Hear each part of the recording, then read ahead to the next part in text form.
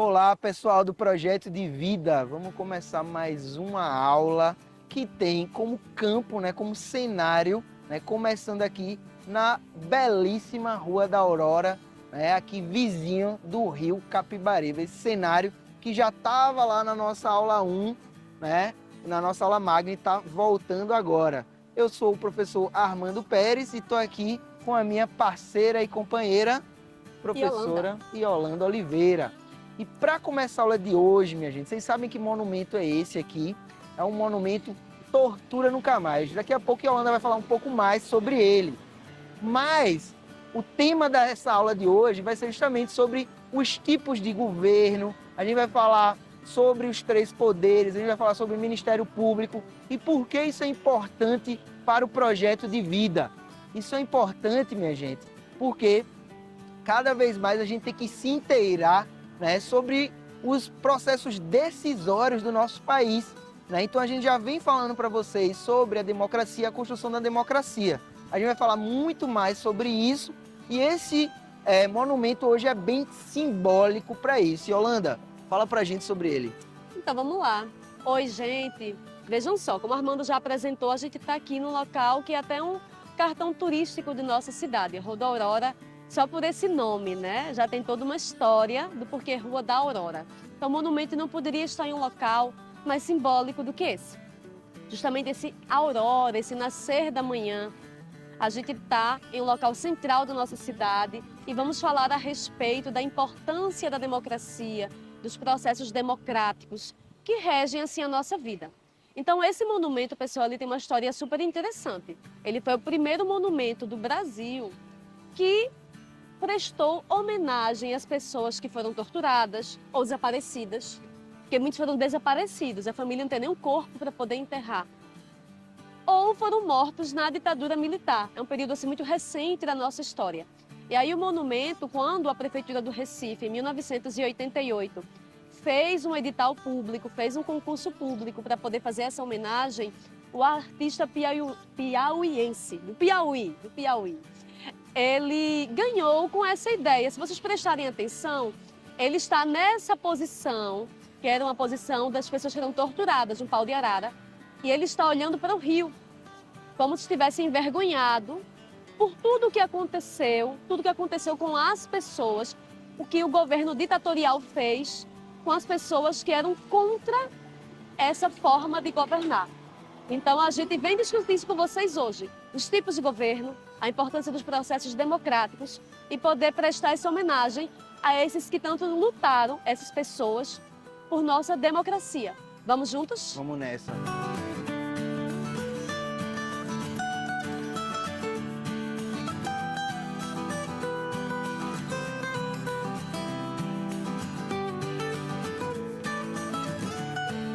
Massa é que é bem pertinho o nosso próximo lugar.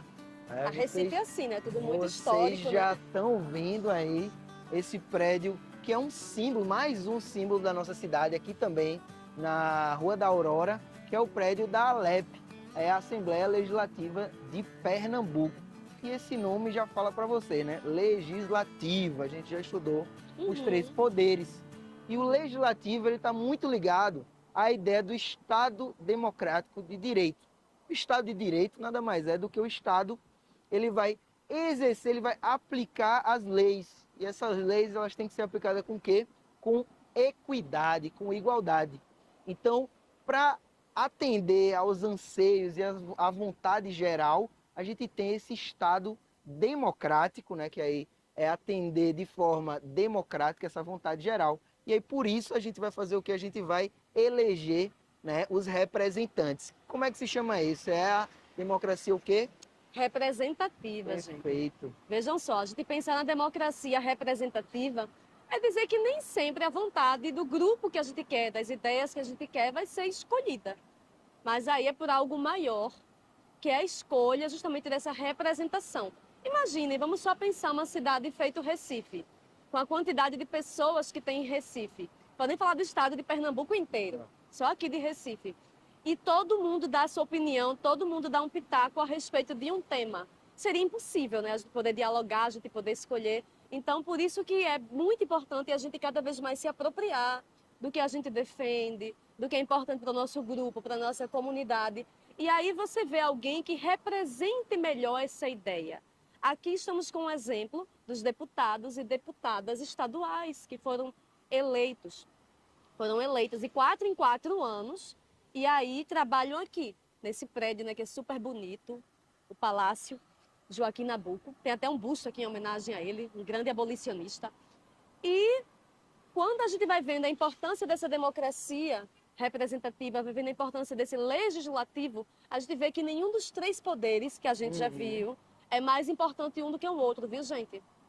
Vamos falar mais a respeito. Vamos andar mais pela cidade, Vamos. prestando atenção na nossa paisagem, beleza? Vamos lá. Vamos embora.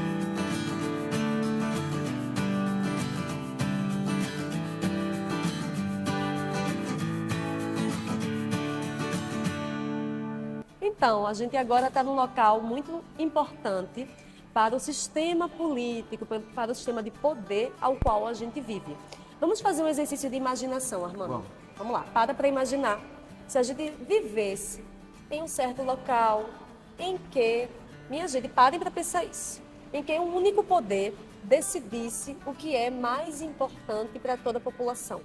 Em que tivesse só um tipo de poder, gente, em que esse poder iria fazer as leis, cumprir as leis, julgar e tudo da forma como esse poder julga ser certo ou ser errado. Imagina se fosse com uma pessoa só esse poder, se esse poder tivesse na mão de uma pessoa só.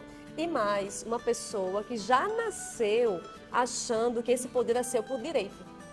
Poder divino, então. É um poder divino. Nossa. Durante muito tempo, a sociedade ocidental, a oriental também um pouco, vamos falar da ocidental já que a gente está nela, ok?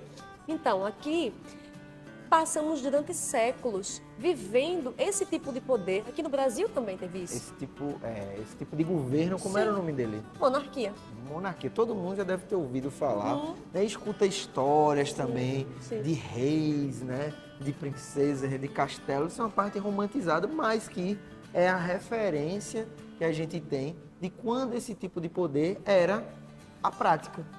Então, e é bonito só em contos de fada, né? É muito comum a gente ver palácios assim, ó, bem parecido com esses aqui que a gente tá, né? E por sinal, onde é que a gente tá, Yolanda? Então, a gente tá no Palácio da Justiça. Olha, esse nome... Mas vou pegar o gancho já para isso. Uhum. Vamos lá. Então, esse tipo de poder, gente, que foi muito comum no Brasil. Durante um bom tempo, o Brasil foi colônia de Portugal. Então, a gente pertencia juridicamente a Portugal. Depois passamos a ter o nosso próprio poder com o império, né? O imperador que já ouviu falar, né? Dom Pedro I, Dom Pedro II. E aí essas pessoas se achavam o quê? Direito escolhido por Deus e passava-se de pai para filho todo esse governo. Quando a gente está em um local como hoje, no Palácio da Justiça, isso foi uma conquista social, uma conquista do povo. Você pode falar para a gente um pouco mais como é que é essa divisão de poderes e o que é esse Palácio da Justiça? Então, vê. Quando a monarquia ela deixou de ser a prática aqui, né? Ela ainda existe, né, de forma figurativa, mas ainda existe uma prática, deixou de ser uma prática, foi no momento em que a gente teve a proclamação da República, né? Comemoramos que se comemora agora, né? no dia 15 de novembro, tá? Então, essa proclamação da República, ela mudou a organização do governo brasileiro. Como o território brasileiro, ele passou a ser administrado, né? Então, hoje em dia, a prática ela é diferente daquela época, né, de 1889, quando rolou a proclamação da República. Então, a prática hoje em dia é que a gente tem 3 poderes que determinam essa república. Mas antes de falar dos 3 poderes, vou dizer como uma república fosse. O que é uma república? A república nada mais é, como eu falei, de uma forma de organização do Estado, tá? Aquele Estado com E maiúsculo, que tem que ter uma quantidade de pessoas razoável, tem que ter um ideal comum, ou seja, né, os representantes desse território, eles têm que ter um ideal comum, tem que ter um fim comum e tem que ter também uma diretriz, né? E isso tem a ver com o Palácio da Justiça do direito, né? Ou seja, tem que ter uma organização de leis, né, que vão dar uma diretriz para essa república, além de, claro, eleger o seu representante principal. Então, na República Brasileira, a gente tem atualmente 3 poderes. O poder executivo, o legislativo e o judiciário, que é onde a gente está agora. Esse prédio que é nosso, né? Ele Prédio justamente público. representa esse poder judiciário. E é muito importante lembrar, gente, que os três poderes, eles são uma das bases da nossa democracia. E não existe um poder maior ou mais importante do que o outro. Os três são importantes e os três se complementam, cada qual com a sua função, né, Armando? Exatamente. E imagina que, por exemplo, o centro, né, a gente está ouvindo falar muito do TSE, né, do Supremo Tribunal, né, o TSE é eleitoral, mas do Sim. Supremo Tribunal, que está lá em Brasília. E aí, como Sim. é que o tribunal lá de Brasília administra aqui em Recife, em Pernambuco, nessa distância todinha? Não teria Porque, como. ó, esses poderes, eles são divididos em instâncias, eles são divididos em escala, por exemplo. Então, a gente tem os tribunais de justiça que são regionais, por exemplo, que aí vão administrar, vai ter uma área menor de casos para julgar e de situações para refletir justamente na aplicação das leis. Então, vejam só, fechando essa ideia, né? A gente tem, né? A gente veio aqui nesse prédio público para mostrar e para trazer para vocês a importância da gente entender sobre essa organização, porque essa organização, ela também, né, interfere na nossa vida, no nosso dia a dia. Mesmo que de forma indireta, na maioria das vezes, mas em algumas vezes pode ser de forma direta. Então, vale muito a pena a gente se informar, né? E quem tem aí vontade de cursar o direito, por exemplo, pode chegar a trabalhar aqui. Sim. Né? Trabalhar como desembargador, como juiz, não é? Sim. Fazer um E outras concurso. tantas funções que se tem. Exatamente. Né, gente? E fazer a nossa democracia acontecer de verdade. Protegendo as leis. Vamos Defender, embora, vamos proteger. andar mais por essa cidade que hoje eu tô afim de bater perna. Poxa, Bora vamos nessa? lá, e a gente gosta disso. Vamos embora. Vamos.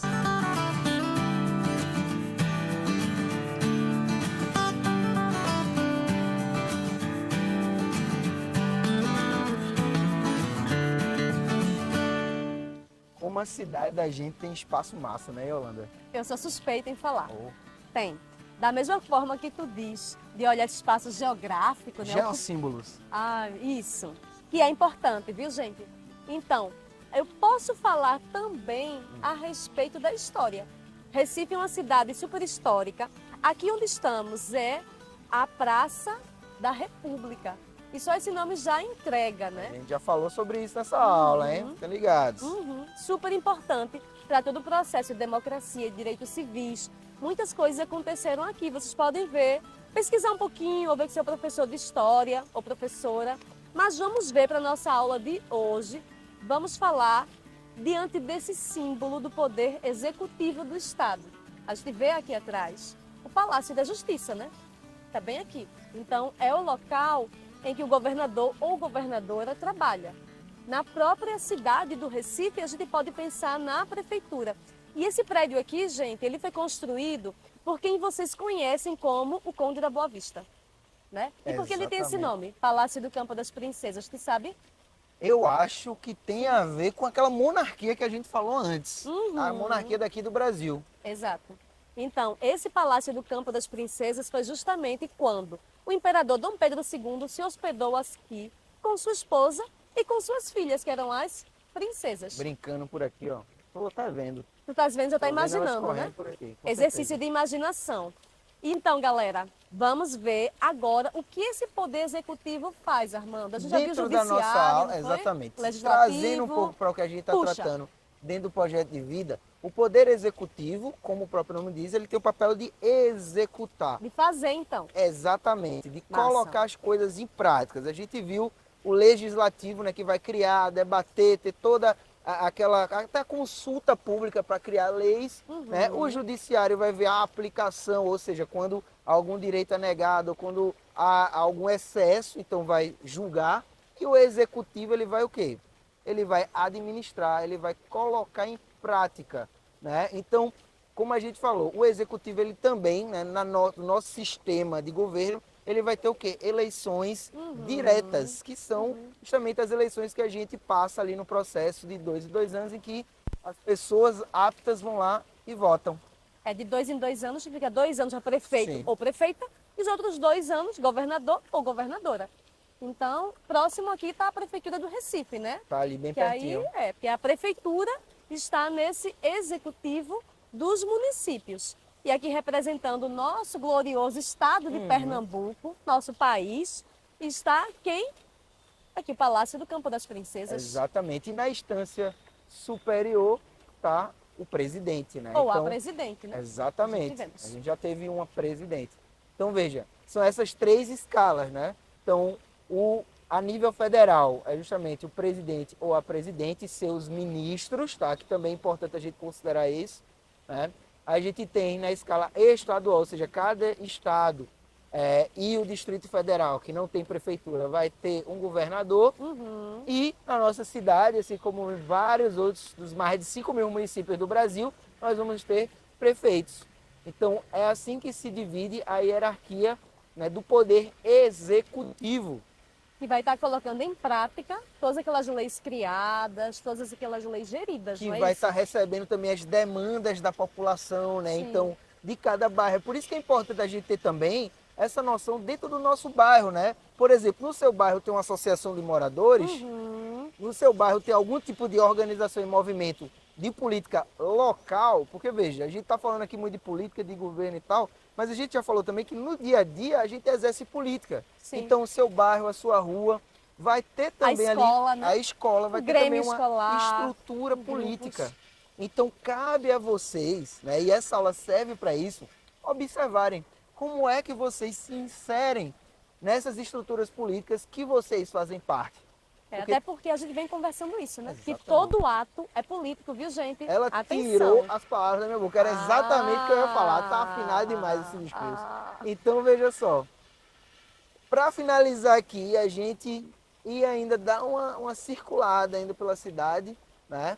A gente vai fechar com essa ideia, né, minha gente? Que é importante, né? Estar dentro, né? Eu sempre estou buscando trazer para isso. Tá dentro do projeto de vida o quê? A gente se entender enquanto indivíduo, né? Então, todas aquelas coisas que a gente falou sobre identidade e tudo isso que a gente vem trabalhando, mas também da gente entender o coletivo. Então, faz parte do projeto de vida pensar politicamente.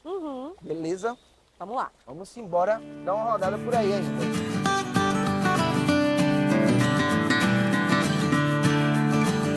Então, diante de tudo que a gente viu ao longo de nossa aula, sobre essa importância da democracia, dos seus processos, do que a gente viu também nesses 3 poderes, a gente não pode deixar de falar de um poder fundamental, super importante, que é do povo, né? E esse povo é representado através de quem? Através de um órgão super importante que é o Ministério Público. Falar dessa representação popular, falar a respeito do povo que somos nós, é dizer sobre isso, de que tem algo que também nos represente. Não é isso, Armando? Exatamente, né? O Ministério Público, ele passou a existir de forma mais efetiva, na forma como ele atua hoje, que é fiscalizando, né? E atuando, fiscalizando os outros poderes e atuando para os interesses públicos, como Yolanda falou, né? A partir da redemocratização do Brasil, ou seja, quando a gente deixou de ter um governo, uma ditadura civil-militar, e passou a entrar realmente numa democracia representativa, né? A gente chama esse período de redemocratização. E o Ministério Público, né, ele vai ter algumas diretrizes, ou seja, tem alguns pontos principais que eles atuam. Quais são eles? Sabe de 2, né, Yolanda? Não, a gente sabe de tudinho, mas veja, posso falar dessa questão da representação dessa ordem jurídica e também de todo o regime democrático. Porque se a gente está numa democracia, a gente tem que ter essa representação pública das pessoas. Exatamente. Então, quando há alguma ação, o Ministério Público vê que isso está sendo ameaçado, ele vai lá para defender, né, a ordem jurídica e também a democracia. E outras diretrizes do Ministério Público também, né, vai estar para defender os interesses sociais, né, e os interesses individuais indisponíveis. Por exemplo, como o direito à vida. O direito à vida é desse tipo de direito, né, individual e indisponível. O Ministério Público, ele é indivisível e é importantíssimo que ele tenha autonomia, né, tanto administrativa quanto financeira. Para quê? Para que ele não seja aparelhado, ou seja, não vire um órgão de governo e vise sempre manter essa ordem, né, essa defesa dessa ordem que a gente falou aqui. Beleza, minha gente? Então, Tá vendo que ele é importante, né? pra caramba. E a gente Fundamental, vai, né, encerrar o nosso passeio hoje aqui, né? Passeio aula, professor. A gente tá trabalhando. Aula, passeio. Isso. Aula, trabalhando. campo. Pronto, isso. Tudo isso pra vocês, minha gente. Tchau, galera. Valeu. Até breve. Tchau, tchau.